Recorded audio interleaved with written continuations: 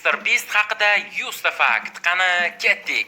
Asl ismi Steven James. 1998-yil 7-mayda AQShning Kanzas shtatida tug'ilgan, lekin Shimoliy Karolinada ulg'aygan va hozir 26 yoshda. Asosiy kasbi YouTuber. Mr. Beastning onasi Amerikaning qurolli kuchlarida ishlagan. YouTube kanalining hozirgi nomi Mr. Beast. YouTube kanalining birinchi nomi esa Mr. Beast 6000 bo'lgan. Xayriya ishlari bilan faol shug'ullanadi. Team Trees va Team Seas nomli loyihalari mavjud. Festivals nomli shokolad brendi ham bor va Beast Burger nomli fast food biznesiga ega. Ko'zlari ko'k rangda, bo'yi 189 cm, vazni 84 kg. Maktabga borishni yoqtirmagan. YouTube'dagi faoliyatini 2012-yilda boshlagan. 2016-yilda Greenfield akademiyasini tugatgan. U kollejni 2 haftada YouTube uchun tashlab yuborgan. Ijodini endi boshlaganida ijarada turgan. Birinchi YouTube kanalini 13 yoshida ochgan va ilk videolarini Minecraft va Call of Duty haqida qilgan. 2024-yilga kelib Mr. Beast YouTube'dan taxminan $500 million ishlab topgan. Forbes jurnaliga ko'ra, dunyodagi eng ko'p daromad qiluvchi YouTuber hisoblanadi.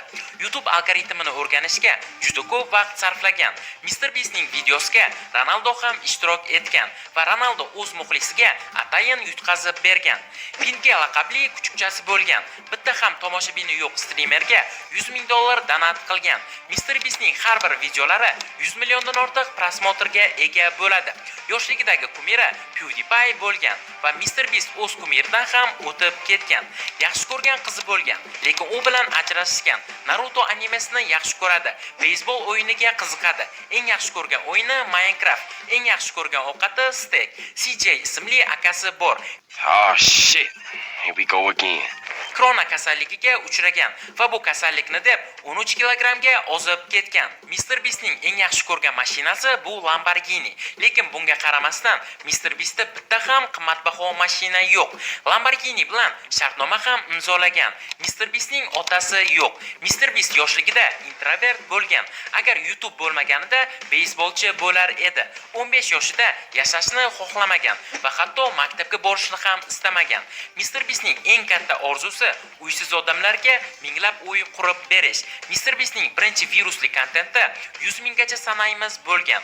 Bu videosigacha bo'lgan kontentlari deyarli prosmotr olmagan va shundan keyingi videosi 200 minggacha sanaymiz bo'lgan.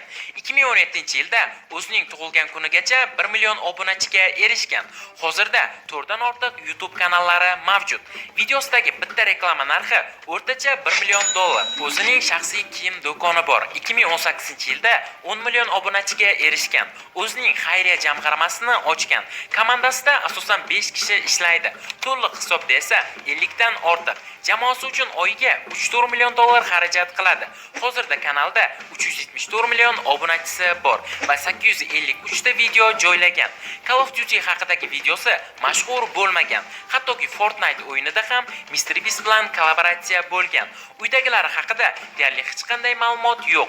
Mr. Beast Milstroy va Litvinga obuna bo'lgan. Mr. Beastning birinchi qizi pul uchun sevishgan va shu sababli ajralib ketishgan. Mr. Beastning hozirgi sevgilisi Tia Boysen birinchi uchrashuvda sevgisi rostligini tekshirish uchun 40 dan ortiq savollar bergan. YouTube'da mashhurlikka erishganidan so'ng uning klonlari ko'payib ketgan. Misol uchun Fidias yoki Borderline eng qimmat reklamani Kalmar o'yini videosi uchun olgan va bu reklama Brawl Stars'dan $3,5 million ga olingan. Mr. Beastning birinchi sherigi Chris Tyson hisoblanadi. U ayol bilan ajrashib, o'zining jinsini o'zgartirgan. Do'stining bu ishi Mr. Beastga yoqmagan. Mr. Beast Vlad A4ni plakatda ayblagan. Mr. Beast oldingi prevyularda og'zini ochib turardi. Hozirgi prevyularda esa shunchaki jilmayib turadi. YouTube Mr. Beastning 200 million obunachisi bilan tabriklab sovg'a yuborgan. Mr. Beast qimmatbaho kiyimlarni va qimmatbaho uylarda yashashni yoqtirmaydi. U asosan pullarni yangi kontentlar uchun sarflaydi. Mr. Beastni politsiya qamoqqa olgan, lekin bu prank bo'lgan. Mr. Beastning videolaridagi pullar haqiqiy emas. Yutgan odamlarga pullarni kartadan o'tkazib beradi. Ronaldoning podkastida Mr. Beast qatnashgan va Ronaldoning jestini takrorlagan. Mr. Beastning eng uzun videosi 100 minggacha sanaymiz hisoblanadi. Bu videoning davomiyligi 24 soatni tashkil etadi. MrBeast kelajagi haqida 5 ta video yuklagan. Oxirgi videosi shu yil oktyabrda chiqadi. Oyiga o'rtacha 2 ta video chiqaradi. O'rtacha oyligi $30 million dan oshadi. MrBeast perfeksionist hisoblanadi. MrBeast PewDiePie'ga yordam bergan. Instagramida esa 66 million obunachisi